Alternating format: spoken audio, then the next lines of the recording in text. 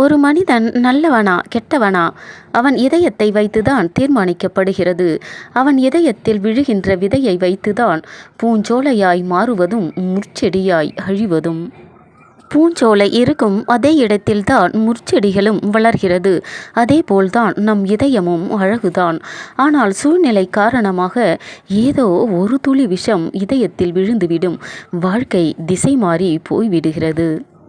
ஒரு மனிதன் பாவ புண்ணியத்தின்படி நியாயம் தீர்க்கப்படுகிறது என்றால் அவன் செய்த பாவத்தின்படி அவனுடைய பிறப்பின் மர்மங்களும் இரகசியங்களும் ஒருவன் வாழ்க்கையை தீர்மானிக்கிறது.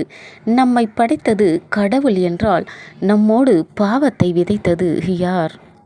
ஒரு மனிதனின் பாவ புண்ணியத்தை வைத்து அவன் பிறப்பின் மர்மங்களும் இரகசியங்களும் தீர்மானிக்கப்படுகிறது என்றால் அந்த மனிதனை படைத்தது யார்? அவனை பாவம் செய்ய தூண்டுவது யார்? பொதுவாக பார்ப்போம், இந்து மதம் என்ன சொல்கிறது? ஒரு மனிதன் இறந்த பிறகு அவன் செய்த பாவ புண்ணியத்தை வைத்து கூட்டி கழித்து மறுஜென்மத்தில் பிறக்கிறான் என்று இந்து மதம் சொல்கிறது. மனிதனை படைத்தது கடவுள் என்றால் பாவத்தை படைத்தது யார்? பாவத்தை மனிதனுக்குள் விதைத்தது யார்? மனிதனை படைத்த அதே கடவுள் பாவத்தையும் செய்ய வைப்பாரா? மறுஜென்மம் என்பது உண்டா? மறுஜென்மம் என்பது இல்லை. ஆனால் பிசாசானவன் நம்மை பாவம் செய்ய தூண்டுவான். பிசாசானவன் நம்மை நேரடியாக கெடுக்க அவனுக்கு எந்த அதிகாரமும் இல்லை. பின்பு எப்படி நம்மை பயன்படுத்துகிறான்? பாவம் செய்ய நம்மை தூண்டுவான். பிசாசோட டார்கெட் நம் இதயம்தான்.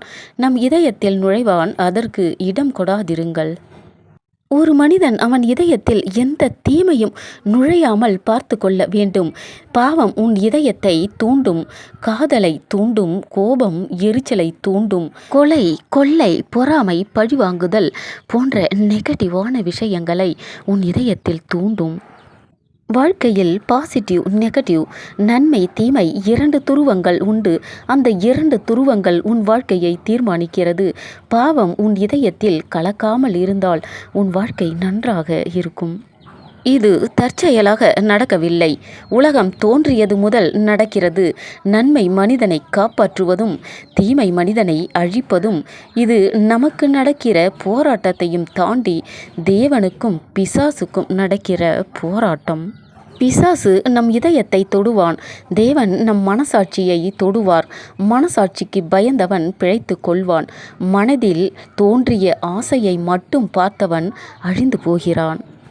ஆதியிலே தேவன் வானத்தையும் பூமியையும் உண்டு பண்ணினார். பின்பு மண்ணினாலே மனிதனை உருவாக்கினார். இதுதான் உண்மை. உலகத்தில் பாவம் எங்கிருந்து வந்தது? நம்மை படைத்த கடவுள் நம்மை தவறு செய்ய வைப்பாரா? நாம் ஏன் தவறு செய்கிறோம் என்றாவது நாம் சிந்திக்கிறோமா? புத்தியுள்ளவன் சிந்திக்க கடவன். காதுள்ளவன் கேட்க கடவன்.